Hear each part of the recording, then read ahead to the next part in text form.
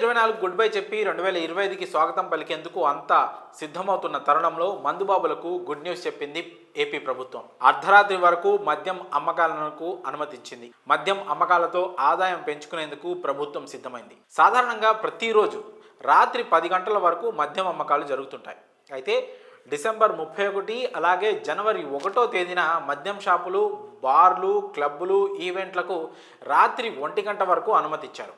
వాస్తవానికి ప్రతిరోజు రాత్రి 10 గంటల వరకు మద్యం అమ్మకాలకు అనుమతి ఉంటుంది. కాకపోతే న్యూ ఇయర్ వేడుకలు ఉండడంతో మద్యం వినియోగం ఎక్కువగా ఉంటుంది. అందుకే ప్రభుత్వం ఈ నిర్ణయం తీసుకుంది. ఇక మద్యం షాపులు, బార్లు అందుబాటులో లేకపోతే మందుబాబులు, బెల్ట్ షాపుల్లో అధిక ధరలకు మద్యం కొనుగోలు చేయాల్సిన పరిస్థితి.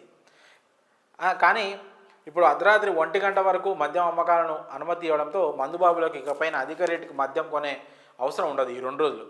అంతేకాదు ఇంకా బెల్ట్ షాపుల ద్వారా మద్యం విక్రయాలు జరిపిస్తే వారి తాట తీస్తామని కూడా సీఎం హెచ్చరించిన విషయం తెలిసిందే. ఇక మరోవైపు కొత్త ఏడాది సందర్భంగా బయటి రాష్ట్రాల నుంచి మద్యం ఏపీలోకి రాకుండా ఎక్సైజ్ శాఖ ముందస్తు జాగ్రత్తలు కూడా చేపట్టింది. మంగళవారం ఉదయం నుంచి బుధవారం ఉదయం వరకు దాదాపు 2 రోజుల పాటు కూడా సరిహద్దుల్లోని చెక్ పోస్టులు, బోర్డర్ మొబైల్ పెట్రోలింగ్ పార్టీలను అప్రమత్తం చేశారు. రాష్ట్రంలోకి పొరుగు రాష్ట్రాల మద్యం రాకుండా తనిఖీలను ముమ్మరం చేయాలని excise enforcement director Rahul Dev Sharma ఆదేశించారు. ఇక ప్రతి గంటకు తనిఖీలు చేసి ఫోటోలను ఎక్సైజ్ వాట్సాప్ గ్రూప్లో పంపించాలన్నారు.